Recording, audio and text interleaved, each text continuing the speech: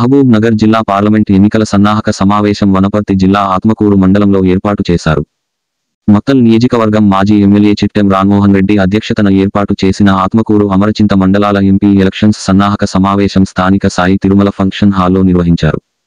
కార్యక్రమంలో భాగంగా కార్యకర్తలకు దిశానిర్దేశం చేసిన బీఆర్ఎస్ పార్టీ ముఖ్య అతిథులు మహబూబ్ నగర్ ఎంపీ అభ్యర్థి మన్నె శ్రీనివాస్ రెడ్డి, వారితో పాటుగా మాజీ మంత్రి శ్రీనివాస్ గౌడ్, మాజీ ఎమ్మెల్యేలు ఎస్ రాజేందర్ రెడ్డి, ఆల వెంకటేశ్వర్ రెడ్డి పాల్గొన్నారు. పలువురు నాయకులు మాట్లాడుతూ మహబూబ్ నగర్ బీఆర్ఎస్ ఎంపీ అభ్యర్థి మన్నె శ్రీనివాస్ రెడ్డిని భారీ మెజార్టీతో గెలిపించాలని కోరారు. కాంగ్రెస్ పార్టీ ఇచ్చిన 6 గ్యారంటీలు మాటలకే పరిమితం అయ్యావని, గెలువమనే భయంతోనే ప్రజలకు 6 గ్యారంటీల పథకాల గురించి చెప్పి ఆశలు కల్పించారని, గెలిచాక వాటిని అమలు చేసేందుకు బడ్జెట్ లేక రాష్ట్ర ముఖ్యమంత్రి రేవంత్ రెడ్డి తల బాదుకుంటున్నారని అన్నారు. తెలంగాణ రాష్ట్ర మాజీ ముఖ్యమంత్రి కేసీఆర్ ఇచ్చిన ప్రతి హామీని నెరవేర్చారని, వాటితో పాటు ఎన్నో పథకాలు తెచ్చి ప్రజలకు లబ్ధి చేకూర్చారని అన్నారు. కాంగ్రెస్ పార్టీ ఇచ్చిన 6 గ్యారంటీలపై ప్రశ్నించాలంటే మహబూబ్ నగర్ పార్లమెంటు బీఆర్ఎస్ అభ్యర్థిగా మన్నె శ్రీనివాస్ రెడ్డిని భారీ మెజార్టీతో గెలిపించాలని కోరారు. ఈ కార్యక్రమంలో బీఆర్ఎస్ పార్టీ నియోజకవర్గం నాయకులు, ఆత్మకూరు అమరచింత మండలాల ప్రజాప్రతినిధులు, వివిధ స్థాయిలో ఉన్న బీఆర్ఎస్ పార్టీ అధ్యక్షులు, కార్యకర్తలు తదితరులు పాల్గొన్నారు.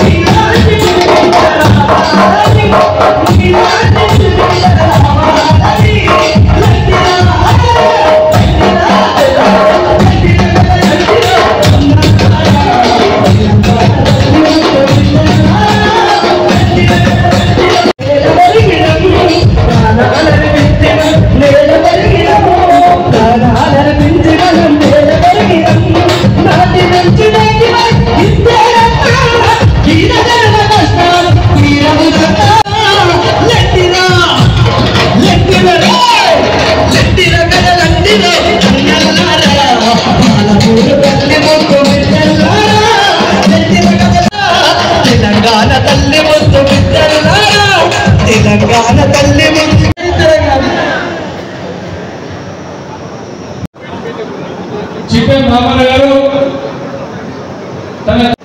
సన్నాహక సమావేశంలో పాల్గొంటున్న ముఖ్య ఎన్నికల్లో ఏ విధంగా పొరపాటు జరిగిందో మనందరికీ అర్థమైపోయింది. దాంట్లో మీ తప్పులు ఉండొచ్చు, మా తప్పులు ఉండొచ్చు, పైన తప్పులు ఉండొచ్చు. ఒక తప్పని కాదు, ఒక అలసత్వం. ఏకింత 10 ఏళ్ళు పని చేసినా మనకి గెలవకపోతే ఎట్లా గెలవేస్తారు?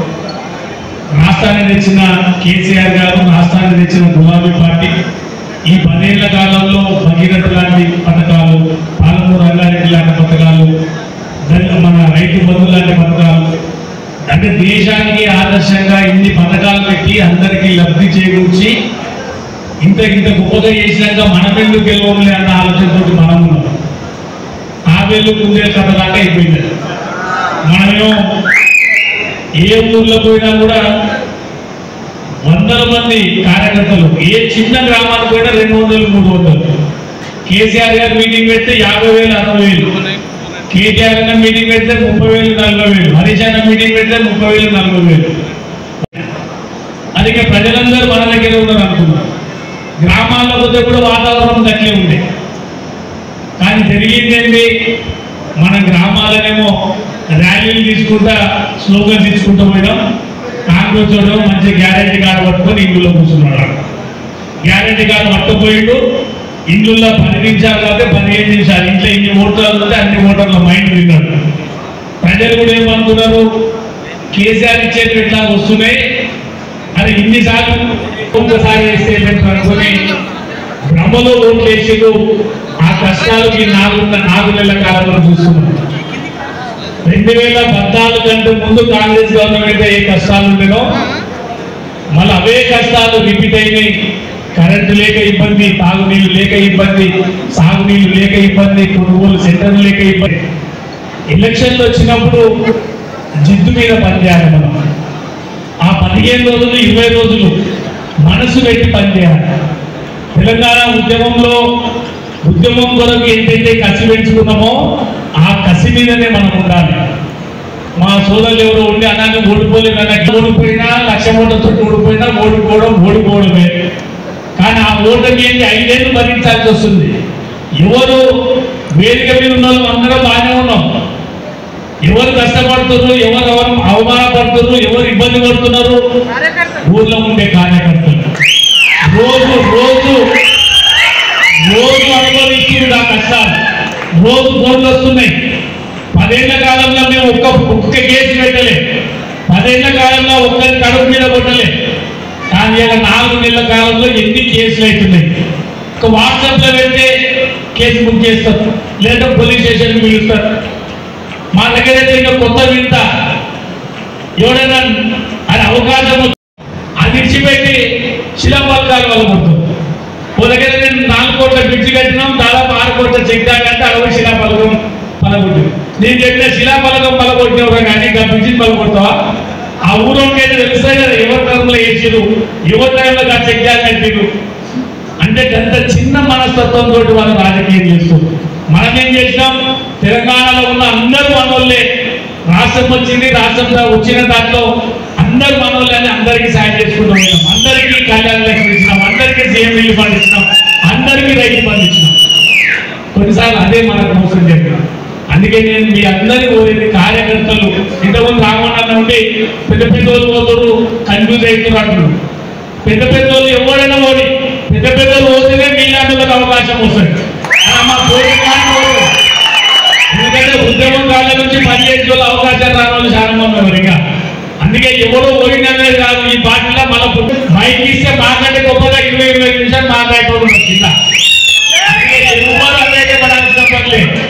100% రేపు ఏ రోజైనా ఎలక్షన్ జరిగేది 100% మళ్ళీ కేసీఆర్ గారు గవర్నమెంట్ వస్తుంది. దానికి పునాది, దానికి ఫౌండేషన్ ఈ పార్లమెంట్ ఎన్నికలు అనుకోవాలి. పార్లమెంట్ ఎన్నికలు మన శ్రీనివాస్ రెడ్డికి ఇంపార్టెంట్ కాదు, 7 కాన్స్టిట్యూన్సీలో ఉన్న కార్యకర్తలకు ఇంపార్టెంట్. 7 కాన్స్టిట్యూన్సీ గెలవాలి. గవర్నమెంట్ పోయింది, ఎమ్మెల్యే ఓడిపోయింది అనేది మనం డల్లు కావద్దు. 4 నెలలు అయిపోయింది మర్చిపోవాలి. మళ్ళీ రేపు ఎట్లా ఎదగాలన్న ఆలోచన చేయాలి. ఇవాళ రేపు జరగబోయే సర్పంచులు, ఎంపీటీసీలు, ఎంపీపీలు, జడ్పీటీసీలు, మున్సిపల్ చైర్మన్లు అందరూ గులాబీ కడవ వాళ్ళే కూర్చోవాలి. గది మా కోరిక. దాని కొరకు మళ్ళీ మీ కొరకు కష్టపడతామని చెప్తున్నాం. ఎందుకంటే ఆ కుర్చీ మీద మీరు కూర్చుంటే మీ గ్రామాల్లో ఉన్న కార్యకర్తలని మీరు కాపాడే అవకాశం ఉంటుంది. అందుకే దానికి కొట్టాలంటే ఇవాళ మనం ప్రతి గ్రామంలో లీడ్ తెచ్చుకోవాలి. అందుకే రాజకీయాల్లో ఎప్పుడైనా జిద్దు మీద ఉండాలని నేను మీ అందరినీ కోరుతా ఉన్నా. సింపుల్ గా మనం చేయాల్సింది, గ్రామాలకు పోయేటప్పుడు పోయినసారేమో 10 ఏళ్ళు ఏమేం చేసినామని పెద్ద పాంప్లెట్ వేసి అందరికి పంచుకుంటూ పోయి చెప్పుకుంటూ పోయిన ఎన్ని కళ్యాణ లక్ష్మి వచ్చింది, ఎన్ని కోట్ల రైతు బంధు వచ్చింది, ఎన్ని సీఎం పండించినాం, ఎన్ని సీసీ రోడ్లు వేసినాం, ఎన్ని బిల్డింగ్లు కట్టినాం, మీకు చెప్పినాం. ఇప్పుడు మనం చెప్పాల్సిన పనిలే, టైం ఉంటే అది చెప్పండి. అసలు ఏం చెప్పాలంటే, ఎవరైతే కాంగ్రెస్ వాడు గ్యారెంటీ ఇచ్చిండో ఈసారి ఆ గ్యారెంటీ కార్డు మనం పట్టుకుపోవాలి. మనం పట్టుకుపోయి ఇల్లులో కూర్చోవాలి. ఇల్లులో కూర్చొని అక్క 2500 వచ్చిందా, వస్తే కాంగ్రెస్ కి, రాకపోతే కార్కి. ముసలోళ్ళని అడగండి, అవ్వ 4000 వచ్చిందా, వస్తే కాంగ్రెస్ కి, రాకపోతే మాత్రం కార్కి. అన్న చెప్పించుడు చెంప మీద కొట్టినట్టు ఉండాలి ఎలక్షన్. లేకపోతే చాలా ఘోరం అంటే ఇంకా వాడు ఎట్టుంటుందంటే మేము ఏం చేసినా నడుస్తుందనే భావన వస్తుంది. అందుకే ప్రజల అవసరం అనుకుంటే సందర్భం వచ్చినప్పుడు వార్త పెడతారు అనే మెసేజ్ మనం ఇవ్వాల్సిన అవసరం ఉంది. ఆ మెసేజ్ మేము మాట్లాడిన వాళ్ళం, మీరు అందరూ ముఖ్య నాయకులే, మీకు అన్ని విషయాలు తెలుసు. అయినా కూడా ఎందుకు చెప్తున్నామంటే మీరు ఒక్కొక్కరు 100 మందికి చెప్పేటట్లు ఉండాలి. 100 మందికి మనం ఇన్ఫర్మేషన్ ఇవ్వాలి. అరే ఇప్పుడు ఇట్లా మన కాంగ్రెస్ ఓటేసి గెలిపిస్తే మేము ఇచ్చిన 6 హామీలు అమలు కాకుండా కూడా మమ్మల్ని నమ్ముతున్నారు ప్రజలు అనేది భావనతో అసలే కొట్టే పరిస్థితి ఉంటుంది. వాత వెంటనే మళ్ళీ కార్యక్రమాలు అమలైతే అన్న విషయాన్ని స్పష్టంగా మనం గ్రామీణ ప్రాంతాల్లో చర్చకు పెట్టాలని నేను మీ అందరినీ కోరుకుంటూ ఉన్నదే 20 రోజుల టైం. ఈ 20 రోజుల్లో జిద్దు మీద మీరు అందరూ పనిచేసి మెజారిటీ తీసుకొచ్చే విధంగా ప్రయత్నం చేయాలని కోరుకుంటూ పెద్ద ఎత్తున హాజరైన ముఖ్య నాయకులందరికీ, వేదిక మీద చాలా మంది ఉన్నారు, అందరికీ పేరు చెప్పలేకపోయినా వేదిక మీద ఉన్న ముఖ్య నాయకులందరికీ పేరు పేరున ధన్యవాదాలు తెలియజేసుకుంటూ జై తెలంగాణ. ఎందుకుంటున్నారంటే ఇప్పుడు కేసీఆర్ పథకాలు ప్రతి గడప గడపకు అందివేస్తారు. కళ్యాణ లక్ష రూపాయలు, షాదీ ముబారక్, కేసీఆర్ కిట్, రైతు బంధు, రైతు బీమాలు, ఇలా ఎన్నో ఉన్నాయి సంక్షేమ కార్యక్రమాలు. దేంట్లో దాంట్లో తప్పకుండా పొందింటారు. కానీ గుర్తు చేస్తే సార్ ఈరోజు కేసీఆర్ సార్ ఎమ్మెల్యే ఎలక్షన్స్ అప్పుడు మేము 4,000 ఇస్తాం, మేము 5,000 ఇస్తాం అంటే చెప్పుకోవచ్చు కాంగ్రెస్ వాళ్ళు. కానీ ఇంతవరకు ఏది జరగలేదు, ఏది ఇయ్యలేదు. దాదాపు 120 రోజులకు వచ్చాయి. కాంగ్రెస్ లో ఎట్లుంటుంది అంటే ఇంకా దానికి వచ్చిన కాబట్టి మనం మిగులు పడుతున్నాం. ఎప్పుడు లేదు మేము కాంగ్రెస్. మా దరిద్రం ఏంటంటే మా పెద్ద మనిషిని సంపేసినప్పుడు అప్పుడు కాంగ్రెస్ ఉన్న తర్వాత నేను ఒక 5 ఏళ్ళ తర్వాత బయటకు వచ్చాను. మీకు అందరికీ తెలిసిన విషయం. ఎందుకు కాంగ్రెస్ ఉండాలంటే కాంగ్రెస్ ఎప్పుడు కూడా ఏది చెప్తుంది కానీ చెయ్యదు. ఒక మొక్క పెట్టుకుంటారు అంతే. ఇక్కడికి వచ్చి ఆలోచన మొదలుకొట్టి దానికి మీరు కనుక్కొని చూసేది మేము ఏం చేసేసి ఎక్కడ సంఘం అన్నా ఎక్కడ అమ్మ కూర్చేది ఎంటకులతో చెట్టు నీళ్ళు ఉంటే అంటే కూడా సంఘం మన నీళ్ళు వస్తాయి. కానీ ఇంతకుముందు కాంగ్రెస్ వాళ్ళు చేసింది ఇట్లా కనీసం ఇప్పుడున్న శాసనసభ్యుడు చేస్తున్నాడు దాని గురించి ఏమైనా ఆలోచన ఏది లేదు. ఎందుకంటే సర్పంచ్ ఉన్నప్పుడే మేము ఎగబెట్టింది లేదు, అదే జడ్పీటీసీ అసలు చూసిందే లేదు. ఇప్పుడు ఇంకేం చేస్తున్నాం? ఎందుకంటే మన ఒక్కరు కాదు కదా, 7 మంది ఎమ్మెల్యేలు అంటారు. ఇంకా మీరు అందరూ 7 మందికి ఎమ్మెల్యేలు చేసినాడు సంస్థలు కలిసి. తెలుసా ఎవరు 7 మంది? చెప్పండిరా, చెప్పండి చెప్తా. కానీ ఒక గుంపు మేసులాగా తయారైంది. అంటే రేవంత్ రెడ్డి గుంపు మేసి వేసుకొని పోతాడు. ఇట్లా మా సీఎం గారు కూడా అదే గుంపు మేసులకు వేసుకొని వచ్చిపోతాడు. అవునా కదా? అర్థం చేస్తుంది. దానికి మించిపోయింది మనోడు. ఏది చేసేది ఉండదు, పెట్టేది ఉండదు. ఆగొస్తుంది ఇంకొస్తుంది ఆగొస్తుంది అంటే వెనక డోర్లకి వెళ్ళి బండి వేసుకుని జాడుకోలేదు. ఏది కూడా ముందు నుంచి కూర్చొని మాట్లాడే శక్తి ఇంకా రాలేదు. వస్తున్నారు దేవుడు దేవాలి రావాలని కోరుకుంటాం మేము కూడా. ఎందుకంటే ఎవరో కాదు మా శిష్యులు కాబట్టి వాళ్ళంతా మేము చేసిన వాళ్ళే. సర్పంచ్ నేను చేసి జడ్పీటీసీగా మన ఎంపీగా అన్నీ చేసేది మేమే కుటుంబానికి. అయినా కూడా మాకు ఇబ్బంది లేదు. కానీ ఎంత ఎదిగా మాట్లాడతారంటే ఏమి చేసింది రామ్మోహన్ రెడ్డి అని మాట్లాడతారు. నువ్వు ఒక చిన్న కాలువ దొబ్బి పెద్ద ఏదో కొండంతో వెలుకలు పట్టినట్టు మొన్న ఏదో కాలువ పైసలు నీరే ఇప్పించింది. 28 కోట్లు ఇప్పిస్తే దాంట్లో ఒకటే ఊరికి ఇప్పించింది సార్. ఇంకా 2 ఊర్లకి ఇప్పించాలి పెండింగ్ మళ్ళీ. అంటే ఎవరు కమిషన్ ఇస్తాడనుకుంటారా, మళ్ళీ ఎవరేం చేస్తారనుకుంటారా, కానీ గట్ల నడుస్తుంది కాంగ్రెస్ లేదు. కానీ రామ్మోహన్ రెడ్డి ఇప్పుడు అక్కడ చేయలేదు. ఏదైనా అనుకున్నాడంటే సాధించి తిరిగి చేసి చూపించాడు. అందరు చేసినాడు. ఎంతోమంది అంటే నన్ను అరే మీ నాయకుడు కూడా చేయకపోతే పోయి పనులు నువ్వు చేస్తున్నావు. నేను ఒకటే మాట చెప్తాను, ఇది నా అదృష్టం. నాకు కేసీఆర్ సార్ కలిగించిన అదృష్టం. నా జీవితాంతం గుర్తుండిపోయి పనులు చేయించుకుంటాను అని చెప్పి నేను సచ్చినట్టు కూడా గుర్తుకుంటుంది ఇదంతా అని చెప్పండి. అట్లాంటి పనులు చేయమనండి, సంతోషపడతాను. ఈరోజు మున్సిపాలిటీ చేసినాం. ఎవరంటారు? రామ్మోహన్ చేసినట్టు. మండలాలు చేసిండు. ఎవరంటారు? కేసీఆర్ సార్ చేసినట్టు. గ్రామాలు చేసినాం కొత్తగా, బీఆర్ఎస్ ప్రభుత్వం చేసిందంటారు. కానీ ఇక్కడ కాంగ్రెస్ దగ్గర చాలా చేసిందా? అప్పుడు కూడా ఎమ్మెల్యేల ఒక గ్రామ పంచాయతీ రాయన అంటే గ్రామ పంచాయతీ ముఖం మీ కాంగ్రెస్ వాళ్ళది. వాస్తవం. ఒక ఆస్తి గవర్నమెంట్ కీలిక పెడితే కూడా తీసుకొని దద్దమా కాంగ్రెస్ ప్రభుత్వం. రక్తం దానం చేస్తాం, మనం శరీరంలో రక్తం దానం చేస్తాం. ఎందుకు దానం చేస్తాం? మనకు కోపం ఎక్కువయ్యో లేకపోతే ఎవరికి అవసరం కూడా దానం చేస్తాం. అట్లాంటి దానం చేసిన రక్తం అది పోయినంతా కూడా మనకి మళ్ళీ ఏమొస్తుంది? అప్పుడు ఆ పాత రక్తాన్ని ఏం చేయొచ్చు? బుద్ధుడు ముందు ఎక్కడ పోవాలి? అడ్రస్ ఎక్కడ పోవాలి? ఇంకొకటి కూడా చెప్తాను మీ అందరినీ. దయచేసి మీ మనసులో ఏమన్నా ఉంటే కూడా దయచేసి మీ మనసులో ఏమన్నా ఉంటే తగ్గిపడేయండి. మనకి ఎవరు రాదు సార్, ఇప్పుడు మనమే చేసుకున్నాను అంతా. ఎవరు మనకి మనమే చేసుకున్నాను. ఎందుకు మనం చేసుకున్నానంటే ఈరోజు ప్రభుత్వం అది కాదు కాబట్టి. మొన్న మన దగ్గర ఈ మున్సిపాలిటీలో ఆత్మకూరులో ఒక లారీ ఆపిన ఒక ఎస్ఐ దండ్రుడు వాళ్ళకి పోస్టింగ్ నేనే ఇప్పిస్తే లారీ నాపి ఏమంటాడంటే నాటకాలు ఇద్దరికి సిఏకి ఎస్ఐ లేదు సిఏ షాప్ ఆపుతున్నాడు. సిఏ లేదు ఎస్ఐ చెప్పి నేను ఇద్దరు ఆటలు అని అడిగి రమ్మంటారా స్టేషన్ కానీ లేదు సార్ ఒక 5 నిమిషాలు టైం వేయండి. తర్వాత వాళ్ళు ఏం మాట్లాడుతున్నారు కానీ ఇద్దరు కలిసి దాన్ని వదిలిపెట్టి ఇట్లా నడుస్తుంది సార్. ఇది దీన్ని కూడా వదిలిపెట్టేటట్టు కాదు నేను.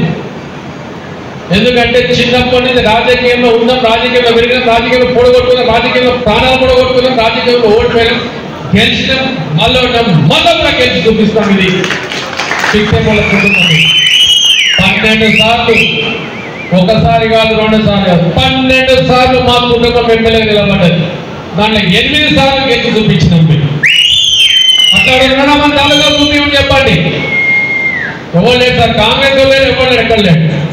ఈరోజు మీరు చేసిన దాన ధర్మాలు వాటిపై కూడా పని అడగలుగుతామా ఎంపీగా కాదు సార్. ఇదంతా ఒక్కసారి పోయిందంటే మళ్ళీ 5 ఏళ్ళకే దర్శనం ఇదంతా. కనీసం వీడు తిరుపతి దేవస్థానానికి పోతే తిరుపతి గురికి పోతే ఎప్పుడంటే దేవుడు దర్శనం ఇస్తాడు, కానీ వీళ్ళు మాట మనకి ఇవ్వాలి. అది మాత్రం ఖచ్చితం. ఎందుకంటే 2 కుటుంబాలు ఎందుకు నాకు అందరికి మీకన్నా ఎక్కువ నాకు బాగా తెలుసు. దయచేసి ఇది ఎందుకు చెప్తున్నా అంటే వాస్తవాలు కొన్ని మీకు తెలుస్తుంది, మీరు గట్టిగా చేయగలుగుతాం. ఈరోజు మన బీఆర్ఎస్ ప్రభుత్వం చేసేది ఏంటి సార్? మొట్టమొదటి సంతకం చెప్పండి ఎవరు ఏం చేశారు. మన కేసీఆర్ సారు మొట్టమొదటి తెలంగాణ ప్రభుత్వం ఏర్పడ్డాక మొట్టమొదటి సంతకం ఏమిటి చెప్పగలుగుతారా? తెలుసా? 200 పెన్షన్ కాస్త 1000 రూపాయలు చేసిండు. ఆ 1000 రూపాయలు కాస్త 2000 చేసిండు. అదే దాంతో పాటు ఉచిత కరెంటు సంతకం పెట్టింది సార్. ఈ రోజు రేవంత్ రెడ్డి ఏమిటి పెట్టింది సంతకం? ముఖ్యమంత్రి రెండోసారి దేనికి లేదు, బస్సు పెట్టింది. ఆ బస్సులు ఎట్లా ముందు ఖాళీగా తిరుగుతుంది, దాన్ని ఎవరు ఎక్కువగానే పోతుంది. ఏమన్నా జీపులు ఆటోలకే పోతుంది. ఇప్పటికీ అదే వాడు, కానీ మన దగ్గర కొంత టైంపాస్కి ఈ నుంచి కొత్తకోట నుంచి దేవరగంజ నుంచి పాలన తిరిగి వస్తుంది. పొద్దుపోక ఇంట్లో గంట తప్పి సార్ ఏం లేదు. పోయే జనం తిరిగిన మళ్ళీ ఇంట్లో మొగ్గుతున్నా ఎక్కడైనా పెట్టి అవునా కాదు. ఇది ఒక్కటే కాదు సార్, ఇది ఒక్కటే కాదు. హైదరాబాద్లో ఎంతోమంది పోయి ఈరోజు కానీ మన ఎవరు మన ఎప్పుడు పెద్ద సార్ పక్క కూర్చోబెట్టుకుంటుంటే కేశవరావు సార్ ఎందుకు పోయినా అర్థం కాదు. కడియానికి తీరి తర్వాత అతను ఎందుకు కూడా అర్థం కాదు. తర్వాత రంజిత్ రెడ్డి గారు అతను ఎందుకు కూడా అర్థం కాదు. తీరా చూస్తే ఏంటో తెలుసా? వాళ్ళు కుప్పలు సంపాదించిన ఆస్తులను కాపాడుకోనికే మీ పార్టీ మారాల్సి వస్తుంది. అంతే తప్పిస్తే మీ మీద కోపం కాదని మాట్లాడతారు. ఇంత స్వార్థపరులు మనకి ఎందుకు సార్? ఈ స్వార్థపరులు మనకు అవసరమా? ఇంకోసారి పార్టీలోకి వస్తే ఎన్నికకి మళ్ళీ ఎన్నికలు ఒక్కసారి అన్నారు మన బయటపడి పడ్డాడు. ఈసారి పార్టీకి అట్లాంటి తావులేదు సార్. ఇప్పటి నుంచి మొత్తం మనకు జాతి రత్నాలు అంటాం కదా, రత్నాలు. ఇది మీరు నాకు కావాలి. మీరంతా నాకు 24 క్యారెట్ గోల్డ్. ఈ కార్యకర్తలు అంటారు ఎవడైతే రాలేదో వాడు ఇనుప ముక్క కింద సమానం. వచ్చిన ప్రతి ఒక్క కార్యకర్తలు ఈ రోజు నా కుటుంబ సభ్యులుగా భావిస్తా. ఎవరికి ఎక్కడ తక్కువ కాకుండా, ఎవరికి ఏం నష్టం కాకుండా 24 గంటలు కాపాడుకుంటాం సార్. ఎందుకంటే నాకు చిన్నప్పటి నుంచి పెట్టిన విద్య ఇప్పుడు వచ్చేదాకా ఎవరికి అది లేదు. వాళ్ళు కాపాడుకుని వాళ్ళు చేసుకుంటే ఇక మన ఎమ్మెల్యే సార్ చెప్పాడు, నా అంత బీదోడు ఎవరు లేడు అని అంటాడు. నా మక్కల్లో 3 ఇళ్ళు ఆడికలు వచ్చినాయో, 80 ఎకరాల భూమి ఆడికలు వచ్చిందో, మంది దోస్తీని మొత్తం పాములాటాడి తీసుకున్న భూమి ఆడికలు వచ్చినాయో. దాన్ని మన రేవంత్ రెడ్డి ముఖ్యమంత్రి చాలా బీదోడు, మన బీదోడు అంటారు. ఎక్కడ బీదోడే ఒక్కసారి వస్తే చూపిస్తా. కుంభకర్ణులు, కుబేర్లు మాటకు మాటకు బీదోళం అని చెప్పుకుంటాం. మీకు ఇవన్నీ తెలిస్తే ముందర నేను శాంతి చెప్తా అసలు. ఎందుకంటే ఒకటేసారి అన్ని చెప్తే కూడా లేదు మళ్ళీ మేము పోతే పిల్లలకు కూర్చుంటామంటే ఈసారి రామ్మోహన్ రెడ్డి మాటకు ఎవరు వదిలిపెట్టాడు సార్. మిమ్మల్ని వస్తా, మీ ఊళ్ళో కూడా వస్తా, మిమ్మల్ని నెమ్మడేసుకొని తిరుగుతా, ప్రతి ఒక్కటి మీరు తిప్పుతా. ఇది మాత్రం ఖచ్చితం. ఎందుకంటే పోయినసారి మీరు నమ్మకాలు పెట్టుకొని వదిలిపెట్టి ఇక అది కూడా మీరు అందరూ ఏమంటున్నారంటే అన్నా గెలుస్తున్నాం కనబట్టే గెలుస్తున్నాం. ఇదే మాట నేనేమన్నా నిజంగా గెలుస్తున్నాం కదప్పా. అది ఎక్కడ పోయిందో తెలుసు మీకు. అందుకే దయచేసి ఆ ఓట్ కాన్ఫిడెన్స్ మనకు వద్దు, ఆ అత్యాసం మనకు అసలే వద్దు. కష్టపడితే సాధించడానికి ఏది లేదు. దయచేసి కష్టపడి తప్పకుండా ఎంపీ సీటు గెలిపించుకుంటేనే ముఖ్యమంత్రికి చెప్పు దెబ్బ పడుతుంది సార్. అప్పుడే వాడిచ్చిన హామీలను సంపద నెరవేరుస్తారు. అవన్నీ నెరవేరుస్తారు. అవి నెరవేర్చిన దాకా వాళ్ళ మెడలు వస్తాం, అవసరమైతే నాటులు వస్తాం, ఏమైనా చెప్పి తాగేద్దాం. ఎందుకంటే హామీ నీయడం అంత మంచి పని కాదు. హామీ ఇచ్చిన కూడా నెరవేర్చాల్సింది ఒక పెద్ద మనిషి. మనం కేసీఆర్ నెరవేర్చలే. మనం అడిగింది బ్యాంక్ అలాగే శాతం పెట్టిన మేనిఫెస్టో కన్నా ఎక్కువ చేసి చూపించింది సార్. అది గొప్పతనం అంట. అది కావాలి. ఈ 6 గ్యారెంటీలు ఏముందో నాకు తెలుసు. గృహలక్ష్మి అంటాడు. గృహలక్ష్మి అంటే అయిపోయినట్టు సిలిండర్ వచ్చారు కదా 5 కానీ ఇచ్చి చెప్పి డొప్ప వచ్చాడు. ఇట్లాంటి అర్థం వాళ్ళు. అందుకే దయచేసి మళ్ళీ మనం ప్రతి ఇంట్లో తీసుకుపోయి చెప్తే తప్పకుండా వాళ్ళు మనం గౌరవించి, ఎందుకంటే మనం పోయినసారి అనుకోలేదు సార్. రోడ్లో కొట్లాను, ఎమ్మెల్యేలు చెల్ల రోడ్లో కొట్లాను. మేము గెలుస్తున్నాం హాట్ కూడా చెప్పుకోబోతుంది. మీరే చూస్తే ఎందుకంటే మీరు బండి మీద నిలబెడుతుంది పూలిపుతా దిగి అయితే 4 ఎంత పట్టే 5 పూలు పడుతున్నాయి కదా లేదు సార్. ఇప్పుడు మళ్ళీ వాస్తవాలకు రావాలి. వాస్తవాలకు వస్తే పనులు జరుగుతాయి. దయచేసి అది గుర్తు పెట్టుకుంటూ నడవాలని తెలియజేస్తూ ఇప్పుడు మన ఓడిపోయిన కొంచెం బాధ ఉంటుంది. బాధ అనేది ఉంటుంది, సహజంగా ఉంటుంది. టాప్ బాధ ఉంటుంది, దాన్ని కాదనలేదు. కానీ ఓడిపోయిన తర్వాత మళ్ళీ ఎట్లా గెలవాలని కష్టంగా పనిచేయాలి. వాళ్ళు 10 సంవత్సరాలు అధికారంలో లేకపోవడం వలన పట్టుమని 10 మంది లేకపోయినా కానీ వాళ్ళు కష్టం పనిచేశారు. 10 మంది ఉన్నా 10 మంది కమిట్మెంట్తో పనిచేసారు. 10 మందిలో 90 మంది 100 మంది ఉన్నా ఆయన చేస్తాడు, ఈయన చేస్తాడు, ఆయన చూసుకుపోయింది.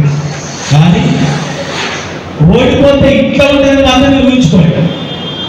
వాయప ఇట్లా ఉంటుందా, ఇన్ని అవ్వాలంట. ఇంట్లో భార్యతోనా, అత్తమామతోనా, దోస్తులతోనా, బయట అక్కడ ఇక్కడ పట్టుదలతోనా భార్య భద్రతలు కొట్టడము, పటాకాశం ఇచ్చడమో, అవమానం ఉండడమో, లేకపోతే చిన్న కేసులు పెట్టడమో, సోషల్ మీడియా కేసులు పెట్టి భయపెట్టేయడమో, ఇలాంటివి చేయలేదు కూడా. ఎందుకంటే ఇది ఒక ఉద్యమ పార్టీ, ఒక డిసిప్లిన్ పార్టీ. ఆ పద్ధతి ప్రకారం పెట్టిన వాళ్ళు అందరూ చేయలేదు. ఇప్పుడు వాళ్ళు చేస్తున్న అనిపిస్తాయి. రేపే మళ్ళీ వచ్చింది ఎలక్షన్, మళ్ళీ అర్థమవుతుంది, మళ్ళీ పని చేస్తుందని మీకు అనిపిస్తుంది. ఇటుక పెట్టి అనిపిస్తుంది. మీకు వెళ్తే కాపు గద్దాల నుంచి వచ్చిన కార్మికులు డిఫరెంట్గా ఆడవాళ్ళు మగవాళ్ళు మేము ఊళ్ళో మంచిగా బతుకుతున్నాం సార్. అయిపోయి 100 రోజులలో మేము ఊళ్ళో మొత్తం కరెంటు పోయింది, పంటలు పోయినాయి, ఇక్కడ వచ్చినాము, ఇక్కబట్టి పని చేస్తున్నాం. పొరపాటు చేసింది సార్, చాలా తప్పు చేసింది సార్, నమ్మినాం సార్.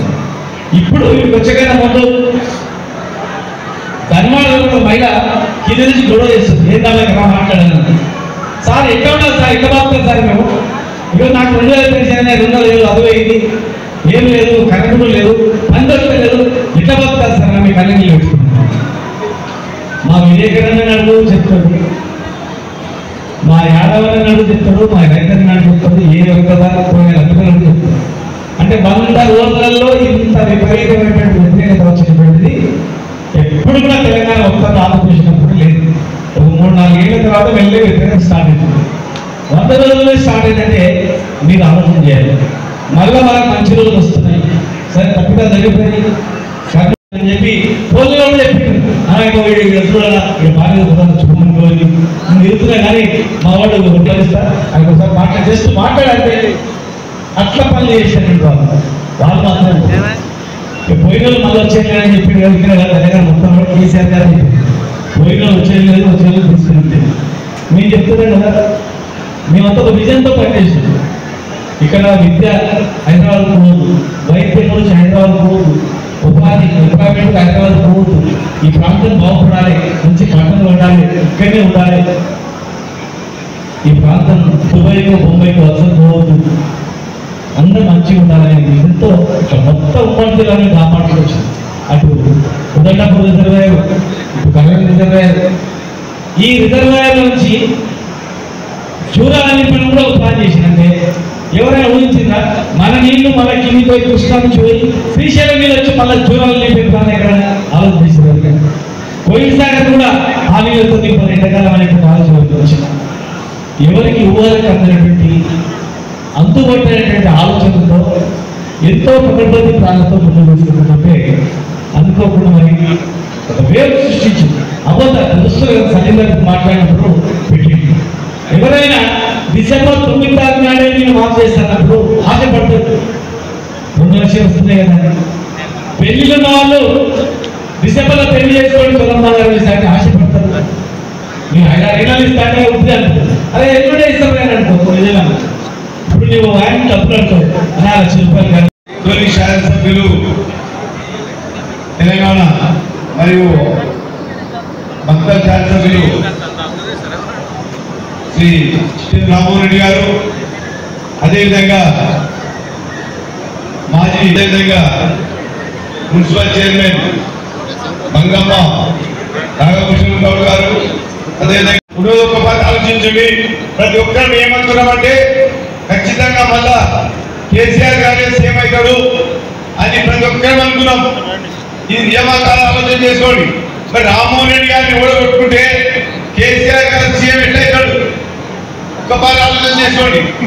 రాష్ట్రంలో ఇప్పటిదాకా 2014 నుంచి దాదాపు 10 సంవత్సరాలు పరిపాలించిన మన మాజీ సీఎం కేసీఆర్ గారి యొక్క పరిపాలన ఏ విధంగా గడిచిందో ఒక్కసారి బాగా ఆలోచించుకోండి.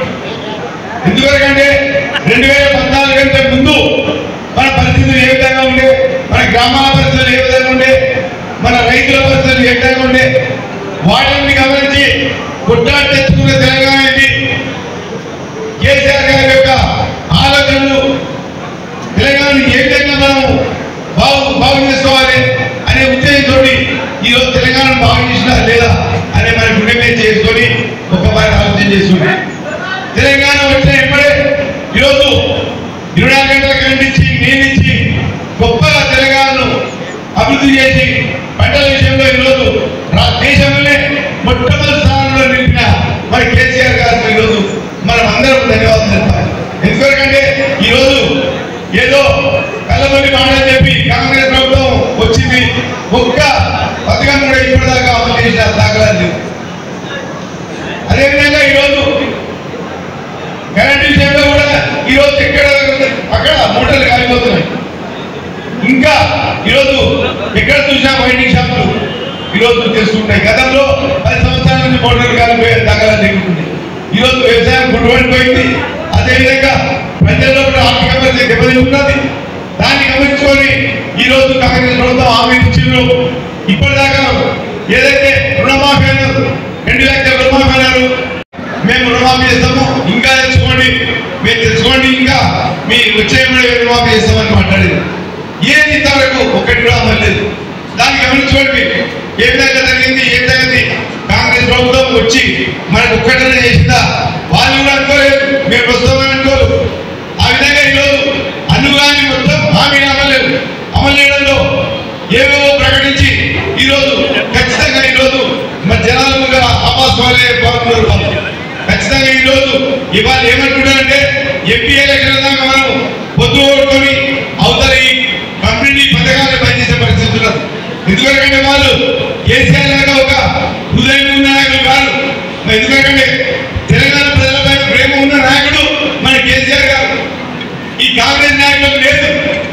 ఎందుకంటే కష్టపడి తెచ్చుకున్న తెలంగాణ కాబట్టి మన యొక్క పరిస్థితులను తెలంగాణ గోస చూసి ఆత్మహత్య చేసుకొని కరెంటు లేక నీళ్ళు లేక పంటలు ఎండిపోయి ఒడ్ల గిట్టుబాటు లేక అటువంటి దుర్భర పరిస్థితిలో కూడా ఇలా తెలంగాణ తెచ్చుకున్నప్పుడు మన అందరి భాగోగులు ఆలోచన చేసి ఇవాళ ప్రాజెక్టుల విషయంలో కానీ కరెంటు విషయంలో